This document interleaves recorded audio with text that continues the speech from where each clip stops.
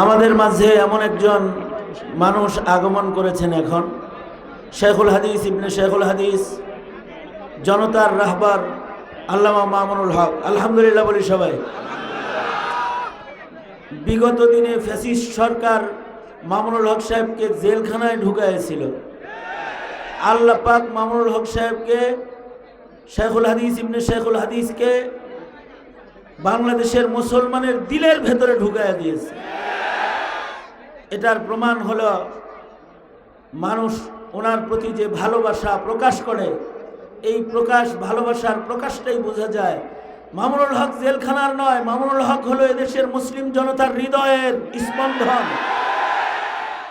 সুতরাং মামুনুল হকের আগামী নেতৃত্ব এই জাতির ইসলামের ভবিষ্যৎকে সুপ্রতিষ্ঠিত করবে। খেলাফত আলা মিনহাজিন নবুওয়া প্রতিষ্ঠায় যে আন্দোলন তিনি করে যাচ্ছেন, আমরা সবাই সাথে আছি তো ইনশাআল্লাহ। মামুনুল হক দামাত বারকাতুহুম, উনি এখান থেকে আবার আরেকটা প্রোগ্রামে ওনার অংশগ্রহণ করতে হবে।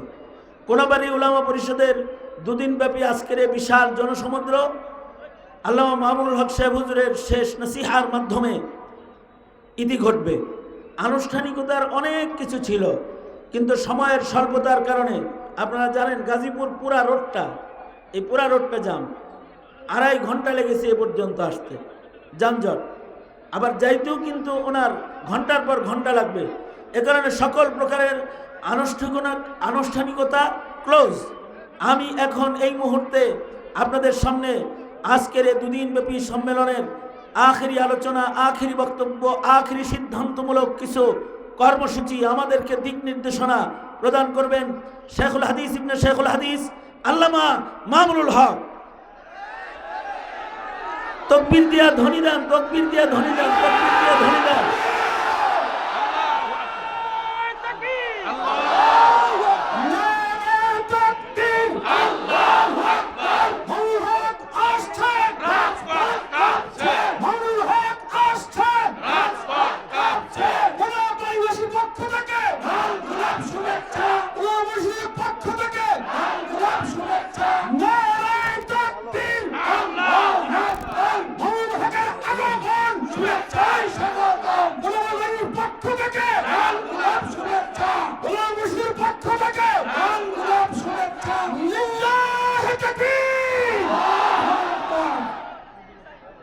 السلام عليكم ورحمة الله. إن الحمد لله نحمده ونستعينه ونستغفره ونؤمن به ونتوكل عليه ونشهد أن لا إله إلا الله وحده لا شريك له ونشهد أن سيدنا ومولانا محمدا عبده ورسوله صلى الله تعالى عليه وعلى آله وأصحابه وبارك وسلم تسليما كثيرا. أما بعد، فأعوذ بالله من الشيطان الرجيم. بسم الله الرحمن الرحيم. الذين إن مكناهم في الأرض أقاموا الصلاة وآتوا الزكاة وأمروا بالمعروف ونهوا عن المنكر ولله عاقبة الأمور. بارك الله لنا ولكم في القرآن العظيم ونفعنا وإياكم بالآيات والذكر الحكيم. اللهم صل على محمد وعلى آل محمد كما صليت على إبراهيم وعلى آل إبراهيم إنك حميد مجيد. اللهم بارك على محمد وعلى آل محمد كما باركت على إبراهيم وعلى آل إبراهيم إنك حميد مجيد. কোনাবাড়ি উপজেলা উলামা পরিষদের উদ্যোগে আয়োজিত আজকের এই ইসলামী মহাসম্মেলনে উপস্থিত হযরত উলামায়ে কেরাম, সম্মানিত বয়োজ্যেষ্ঠ মুরব্বী সাহেবান, সমবেত ইসলাম প্রিয়, কোরআন প্রেমিক, নবী প্রেমিক, তাওহীদি মুসলমান ভাই ও বন্ধুগণ, আজকে আপনাদের সম্মুখে আমি উপবিষ্ট আছি, কিন্তু আমরা অত্যন্ত মর্মাহত।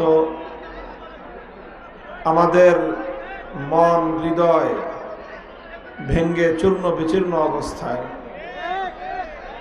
আমি আপনাদের এখানে আসার আগে ঢাকা মেডিকেল কলেজ হাসপাতালে ছিলাম। সেখানে জরুরি বিভাগে মুমূর্ষ অবস্থায় আমাদের এক ভাই চিকিৎসাধীন। আজ দুপুরবেলা গুলিবিদ্ধ হয়েছেন বাংলাদেশের দেশপ্রেমিক, ইসলাম প্রেমিক, সত্যের পক্ষে অকুতোভয় এক কণ্ঠস্বর, অন্যায়, অবিচার, জুলুম, আধিপত্যবাদের বিরুদ্ধে দুঃসাহসী এক ব্যক্তিত্ব, এক যুবক, এক তরুণ, জনাব শরীফ ওসমান হাদি। দুর্বৃত্তরা তাকে গুলি করে হত্যা করতে চেয়েছে। মাথায় গুলিবিদ্ধ হয়েছে। মাথার এক পাশ দিয়ে গুলি লেগে আরেক পাশ দিয়ে বের হয়ে গেছে গুলি।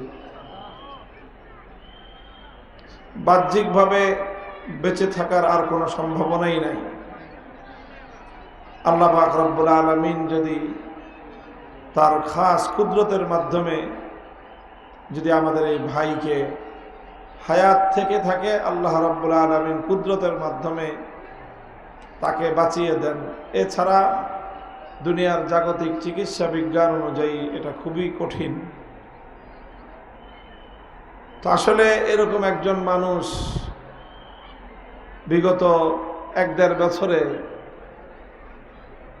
5ই আগস্টের পর থেকে, জুলাই বিপ্লব থেকে নিয়ে এই পর্যন্ত তার বক্তব্য, তার কথা, তার কার্যক্রম এদেশের প্রতিটি তরুণ যুবক যারা বাংলাদেশটাকে ভালোবাসে, যারা অন্যায় অবিচারের বিরুদ্ধে কাজ করতে চায়, তাদের প্রত্যেকের জন্য এই লোকটার কাজ, তার কথা, এটা একটা অনুপ্রেরণাদায়ক, একটা আদর্শ মাইল ফলক। কিন্তু দুর্ভাগ্য আমাদের যে আমরা এমন এক দেশে বসবাস করি যে আমাদের দেশটাকে ভালোবাসাটা বড় অপরাধ হয়ে গেছে। এই দেশকে ভালোবেসে কেউ বড় কিছু করতে চাইলে তাকে বাঁচতে দেওয়া হয় না। আমি আসলেই আন্তরিক, একেবারে বাস্তবিক পক্ষেই বিমর্ষ অবস্থায় আমি আমার এই ভাইয়ের একেবারেই শয্যাপাশ থেকে এসেছি। উন্নত চিকিৎসার জন্য তাকে ঢাকা মেডিকেল কলেজ হাসপাতাল থেকে আরেক জায়গায় স্থানান্তর করা হয়েছে, এভার কেয়ার হাসপাতালে। শেষ মুহূর্ত পর্যন্ত ওখানেই ছিলাম। পরিস্থিতি খুবই জটিল। জানি না এই দেশ এবং এই দেশের যারা দায়িত্বশীল, বিশেষ করে বিভিন্ন গোয়েন্দা সংস্থা, তারপরে আইন শৃঙ্খলা রক্ষাকারী বাহিনী, তারা এই জাতীয় অন্যায় এবং অপরাধ বন্ধ করার ক্ষেত্রে কি ভূমিকা রাখতেছেন, কি ভূমিকা রাখবেন, সেই বিষয়ে আস্থা রাখা যাচ্ছে না। এরকম আরো কত হাদি, আরো কত যোদ্ধা, কত দেশপ্রেমিক, কত সত্যের সৈনিক ন্যায় এবং ইনসাফের পক্ষে কথা বলতে গিয়ে তাদেরকে প্রাণ হারাতে হবে জানি না। তবে আমরা যদি শপথ করতে পারি যে এই কোনো মৃত্যুর মিছিল, এই জাতীয় কোনো আক্রমণ, আমাদের জীবনের কোনো হুমকি আমাদের কাউকে সত্য প্রতিষ্ঠার এই সংগ্রাম থেকে, আল্লাহর দ্বীনকে বিজয়ী করবার এই আন্দোলন থেকে, অন্যায় এবং অবিচারের বিরুদ্ধে বাংলাদেশ বিরোধী আধিপত্যবাদী যে শক্তি, সেই শক্তির মোকাবেলা থেকে আমরা এক চুল পরিমাণ পিছপা হব না, এই শপথ যদি আমরা নিতে পারি, তাহলে এই রক্ত, এই জীবন, এই আত্মত্যাগ ইনশাআল্লাহ এটা ব্যর্থ হবে না। আমি একটা কথা বলি যে বাংলাদেশ এবং ইসলাম এক সূত্রে গাঁথা। আমার আব্বাজান মরহুম শাইখুল হাদিস আল্লামা আজিজুল হক রহমতুল্লাহ আলাইহি একটা কথা বলতেন যে বাংলাদেশটা যেইভাবে গড়ে উঠেছে, বাংলাদেশের মানুষের যেই স্পৃহা নিয়ে তারা বাংলাদেশকে প্রতিষ্ঠা করেছে, এই দেশের প্রতি ইঞ্চি মাটি আমাদের জায়নামাজের মাটি। এই মাটিতে আমরা আল্লাহর দরবারে সেজদা দেই। 190 বছর লড়াই করে এই মাটিকে ব্রিটিশের গোলামীর জিঞ্জির থেকে আজাদ এবং মুক্ত করা হয়েছে। এই দেশটাকে গড়ার জন্য তৎকালীন সময়ে পূর্ববঙ্গকে, যেটা মুসলিম প্রধান এলাকা ছিল, এই মুসলিম প্রধান পূর্ববঙ্গকে পশ্চিমবঙ্গের আধিপত্য থেকে মুক্ত করার জন্য আমাদের পূর্বপুরুষরা অনেক লড়াই সংগ্রাম, অনেক কিছু করেছেন, ত্যাগ কোরবানি স্বীকার করেছেন। 1947 সালে যখন দেশটা বিভক্ত হয় গোটা ভারতবর্ষ, তখন এই জনপদের মুসলমানেরা তারা ভারতের সাথে থাকে নাই, তারা দিল্লির গোলামিকে মানে নাই, তারা ঐক্যবদ্ধ হয়ে এই বাংলাদেশ নামক ক্ষুদ্র একটা অংশকে ভারতের মানচিত্র থেকে আলাদা করেছিল শুধু একটা ইচ্ছা এবং অভিপ্রায় নিয়ে, একটা চাওয়া পাওয়ার জন্য। সেটা ছিল যে আমরা এমন একটা দেশ পাব, এমন একটা রাষ্ট্র আমরা পাব, যেই দেশ, যেই রাষ্ট্র এটা অনেক বড় না হতে পারে, অনেক সম্পদশালী না হতে পারে, অনেক শক্তিশালী না হতে পারে, অনেক দারিদ্র্যের কষাঘাত থাকতে পারে, অনেক অভাব অনটন থাকতে পারে, আমরা না খেয়ে থাকা লাগতে পারে, কিন্তু শুধু একটাই প্রত্যাশা ছিল, একটা দেশ হবে যেই দেশের সংবিধান হবে ইসলামী সংবিধান, যে দেশে আল্লাহর কোরআনের বিধান চলবে, যে দেশে ইসলামী শরীয়তের শাসনতন্ত্র প্রতিষ্ঠা হবে, ইসলামী নিজাম কায়েম হবে। শুধু এক স্বপ্ন নিয়ে এদেশের মানুষ এই ভারতের মতো বিশাল শক্তির সাথে টক্কর দিয়ে দিছে। মোহতারাম হাজিরিন, কিন্তু দুর্ভাগ্য আমাদের যে যাদের সাথে আমরা জোট বেঁধেছিলাম, সেই পশ্চিম পাকিস্তানি খান পাঠানগুলো 24টা বছর শাসনের নামে আমাদেরকে শোষণ করেছে, জুলুম করেছে, অধিকার দেওয়ার কথা বলে অধিকারগুলো শুধু হরণ করেছে, ভ্রাতৃত্বের কথা বলে আমাদের উপর প্রভুত্ব ফলাতে চেয়েছে, আমাদেরকে অধিকার না দিয়ে গোলামীর শেকলে আবদ্ধ করে রাখতে চেয়েছে। এই করতে করতে কোরআনের শাসনের কথা বলল, অথচ দিল আমাদেরকে বৈষম্যের শাসন। ইনসাফের শাসনের কথা বলে আমাদের অধিকারগুলো কেড়ে নিল। আমরা বড় নির্যাতিত, নিপীড়িত এক জাতি। 190 বছর লড়াই করলাম যাদের বিরুদ্ধে, মুক্ত হলো, দেশ স্বাধীন হলো। আমরা স্বপ্ন দেখলাম আল কোরআনের শাসন হবে, ইসলামী শাসন কায়েম হবে, কোরআনী শাসন ব্যবস্থা, কোরআনী বিচার ব্যবস্থা প্রতিষ্ঠা হবে। কিন্তু এই খান পাঠানগুলো 24টা বছর সেই স্বপ্ন পূরণ হতে দেয় নাই। এরপরে আসলো আরেক যুগ। আমরা বৈষম্যের বিরুদ্ধে, অত্যাচার অবিচার জুলুমের বিরুদ্ধে বীর বাংলাদেশের মানুষ পশ্চিম পাকিস্তানি খান পাঠানদের বিরুদ্ধে মুক্তিযুদ্ধে ঝাঁপিয়ে পড়ল। 7 কোটি মানুষ লড়াই করলো, ঝাঁটাপেটা করে ওদেরকে বিদায় করলো। বাংলাদেশটা নতুন করে আবার পূর্ব পাকিস্তান পশ্চিম পাকিস্তান থেকে স্বাধীন হয়ে বাংলাদেশ নামে নতুন রাষ্ট্র অভ্যুদয় হলো, এদেশের মানুষ তখন মনে করলো যে এবার তো আর ব্রিটিশের সাদা চামড়ার শাসকও নাই, আর ওই সমুদ্রের 7 সমুদ্র 13 নদীর ওই পার থেকে পশ্চিম পাকিস্তানি শাসকও নাই। এখন তো আমরা আমাদের দেশের মানুষের দ্বারাই শাসিত হব, এখন আমরা ভাই ভাই মিলে থাকতে পারবো। দুর্ভাগ্য, বিগত 55 বছর এদেশের মানুষের সেই স্বপ্ন পূরণ হয় নাই। নানাভাবে এই দেশ, এই জাতি আমরা বঞ্চিত রয়ে গেলাম। শেষ 2024 সালের জুলাই মাসে এদেশের ছাত্র জনতা, ইয়াং জেনারেশন, যুবক তরুণরা অকাতরে রক্ত দিল। কোন যুদ্ধ পরিস্থিতি ছাড়া বেসামরিক বাহিনীর হাতে এইভাবে অকাতরে মানুষের জীবন দান বাংলাদেশের মতো এটা নজিরবিহীন ঘটনা পৃথিবীতে। বাংলাদেশের 64টা জেলায় এমন কোন জেলা পাওয়া যাবে না যেখানে জুলাই বিপ্লবের সময় এদেশের যুবক তরুণ ছাত্ররা, এমনকি শিশুরা পর্যন্ত সেই ফ্যাসিবাদী শক্তির বর্বর আক্রমণে প্রাণ দিয়েছে, শাহাদাত বরণ করেছে, জীবন দিয়েছে। সহস্রাধিক তাজা প্রাণ ঝরেছে 15 থেকে 20 দিনের এই জুলুম এবং নির্যাতনে।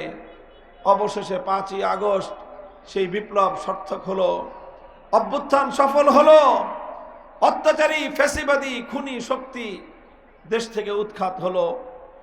আমরা মনে করলাম যে এবার ধীরে ধীরে যারা এতটা দিন, বিগত প্রায় 15-16 বছর যেই শক্তিগুলো নিগৃহীত হয়েছে, নির্যাতিত হয়েছে, জুলুম নির্যাতনের শিকার হয়েছে, গুম হয়েছে, খুন হয়েছে, বাড়িঘর ছেড়ে থেকেছে বছরের পর বছর, কারাগারে অন্ধকার প্রকোষ্ঠে বছরের পর বছর জিন্দানখানায় কাটিয়েছে, তারা হয়তো এবার ঐক্যবদ্ধ হয়ে দেশটাকে দেশ বিরোধী শক্তির হাত থেকে রক্ষা করবে। কিন্তু দুর্ভাগ্য আমাদের, কিছুদিন পর থেকেই যারা যারা বিগত সময়ে নির্যাতনের শিকার হয়েছিল তাদের মধ্যে পরস্পর শুরু হয়ে গেল কামড়াকামড়ি। মোহতারাম হাজিরিন, বাস কথা কি বলবো আর, আমি আপনাদেরকে একটা কথাই বলতে চাই যে দেখেন, আমি যখন কারাগারে ছিলাম অনেক মজলুম, অনেক নিপীড়িত নির্যাতিত মানুষ দেখেছি, একসাথে থেকেছি মাসের পর মাস, বছরের পর বছর। 2 শ্রেণীর মানুষ ছিল। এক শ্রেণীর মানুষ যারা ইসলামের জন্য, দ্বীনের জন্য যারা কারাগারের কারারুদ্ধ হয়েছে, আরেক শ্রেণীর মানুষ যারা শুধু রাজনৈতিক কারণে এই জুলুম এবং নির্যাতনের শিকার হয়েছে। তো যারা ইসলামের জন্য মজলুম হয়েছে তাদেরকে দেখে আমার আফসোস লাগতো না, কিন্তু যারা শুধু রাজনৈতিক কারণে নিজেদের জীবনে এইরকম জুলুম নির্যাতনের শিকার যারা হয়েছে তাদেরকে দেখে আমার বেশি দুঃখ লাগতো। কারণটা কি? যে যারা ইসলামের জন্য গেল, জুলুমের শিকার হলো, তাদেরকে দেখে আফসোস হয় না, কিন্তু যারা শুধু রাজনৈতিক কারণে, ইসলামের জন্য না, শুধু রাজনীতি করতে গিয়ে যারা জুলুম নির্যাতন, জেল জুলুম, হামলা মামলা এইসবের শিকার হলো, গুম খুনের শিকার হলো, তাদেরকে দেখে আফসোস এই জন্য লাগতো যে যারা আল্লাহর জন্য করেছে তাদের তো কোনো ঠকা নাই, তাদের লস নাই। কথা বলেন ঠিক কিনা? আল্লাহর পথে গিয়ে যদি জীবনটাও চলে যায়, লাভ না লস? বলেন। আল্লাহর পথে যতটুকু যাবে ততটুকুই লাভ। আল্লাহর পথে যতটুকু জুলুম সহ্য করলাম ততটুকুই লাভ। আল্লাহর পথে যতটুকু জেল জুলুম হুলিয়া বরদাস্ত করলাম ততটুকুই লাভ। আল্লাহর জন্য আমার যতটুকু জান মাল কোরবানি হলো পুরোটাই লাভ। কাজে তার জন্য আর আফসোস কি? সে তো এটা লাভেই আছে। আফসোস হতো তাদের জন্য যারা দুনিয়াতেও এইরকম জুলুম আর নির্যাতনের শিকার হলো, কিন্তু আল্লাহর জন্য হলো না। তাদেরকে দেখে আমার আফসোস হইতো যে বেটা তুই তো আল্লাহর কাছেও পাইলি না, দুনিয়াতে তো তুই হারাইলি। আমি জানি না, আমার এই লোকদের প্রতি খুব একটা সহমর্মিতা, দুঃখ, কষ্ট, তাদের প্রতি আফসোস তৈরি হইতো। আর মনে হইতো যে হায়, এই সব মাজলুম মানুষগুলো তাদের এই জুলুমের শিকার হওয়াটা যদি একমাত্র আল্লাহর জন্য হতো, একমাত্র আল্লাহর দ্বীনের জন্য হতো, একমাত্র আল্লাহকে রাজি আর খুশি করার জন্য হতো, তাহলে এই লোকগুলি কতই না সৌভাগ্যবান হয়ে যেত। রাসূল আকরাম সাল্লাল্লাহু আলাইহি ওয়াসাল্লামকে এক লোক জিজ্ঞাসা করেছিলেন, একজন ব্যক্তি, আর রাজুলু ইউকাতিলু আনিল হামিল লিল হামিয়াহ ওয়ার রাজুলু ইউকাতিলু লিন ফুলান লিফুলান ফামান ফি সাবিলিল্লাহ, যে এক একজন এক এক কারণে যুদ্ধ করে। কেউ নিজের স্বজাতির প্রেমে যুদ্ধ করে, কেউ নিজের দেশপ্রেমের জন্য যুদ্ধ করে, কেউ নিজের সম্প্রদায়ের ভালোবাসায় যুদ্ধ করে, কেউ নানা কারণে দুনিয়ার রাজনীতির কারণে যুদ্ধ করে। তো এই যারা যারা যোদ্ধা, এদের মধ্যে আল্লাহর পথের যোদ্ধাকে, আল্লাহর পথের যোদ্ধা ফামান ফি সাবিলিল্লাহ, আল্লাহর পথের মুজাহিদকে রাসূল আকরাম সাল্লাল্লাহু আলাইহি ওয়াসাল্লাম জবাব দিয়েছিলেন, মান কাতালা লিতাকুনা কালিমাতুল্লাহি হিয়াল উলিয়া ফাহুয়া ফি সাবিলিল্লাহ, মান কাতালা লিতাকুনা কালিমাতুল্লাহি হিয়াল উলিয়া ফাহুয়া ফি সাবিলিল্লাহ। আল্লাহর নবী বললেন, একমাত্র ওই ব্যক্তি আল্লাহর রাস্তার মুজাহিদ, যে ব্যক্তি আল্লাহর জমিনে আল্লাহর কালিমাকে বুলন্দ করার জন্য, আল্লাহর দ্বীনকে বুলন্দ করার জন্য, ইসলামকে বিজয়ী করার জন্য যে লড়াই করে, যুদ্ধ করে, সেই হলো একমাত্র আল্লাহর পথের মুজাহিদ। ভাই, শুধু যুদ্ধ করলেই মুজাহিদ হওয়া যায় না, শুধু লড়াই করলেই মুজাহিদ হওয়া যায় না, শুধু জীবন দিলেই শহীদ হওয়া যায় না। জীবন দিতে হবে কার জন্য? আর এক হাদিসের মধ্যে আল্লাহ রাসূল সাল্লাল্লাহু আলাইহি ওয়াসাল্লাম ইরশাদ করেছেন, তিন ব্যক্তিকে সর্বপ্রথম কিয়ামতের দিন আল্লাহর দরবারে হাজির করা হবে। একজন ব্যক্তি হলো দানবীর, দুনিয়াতে দান খয়রাত করতে করতে চতুর্দিক ভাসায় ফেলেছে। আরেক ব্যক্তি হলো এলেম শিখে অনেক বড় আলেম হয়েছে, মানুষকে অনেক এলেম শিখাইছে, মানুষকে অনেক দিনের দাওয়াত দিয়েছে। আরেক লোক হলো জিহাদ, যুদ্ধ করতে করতে শহীদ হয়ে গেছে। এই তিন ব্যক্তিকে আল্লাহ হাজির করবেন। সর্বপ্রথম হাজির করে তাদেরকে জিজ্ঞাসা করবেন যে আমি যে তোমাদেরকে দুনিয়াতে পাঠালাম, আর তোমাদেরকে যে হায়াত দিলাম, জীবন দিলাম, তোমাদেরকে আমি নিয়ামত দিলাম, তোমরা কি করেছো? তখন একজন একজন করে বলবে। প্রথম দানবীর বলবে যে আল্লাহ, আপনি আমাকে অনেক সম্পদ দিয়েছিলেন, এই সম্পদগুলো দিয়ে আমি আপনার জন্য বহু দান করেছি, মানুষকে অনেক সাহায্য করেছি, দান খয়রাত করেছি। আল্লাহ বলবেন, সব কথা তোমার ঠিক আছে, তুমি দান করেছো, মানুষকে সাহায্য করেছো, দান খয়রাত করেছো, সব ঠিক আছে, তোমার একটা কথা শুধু মিথ্যা।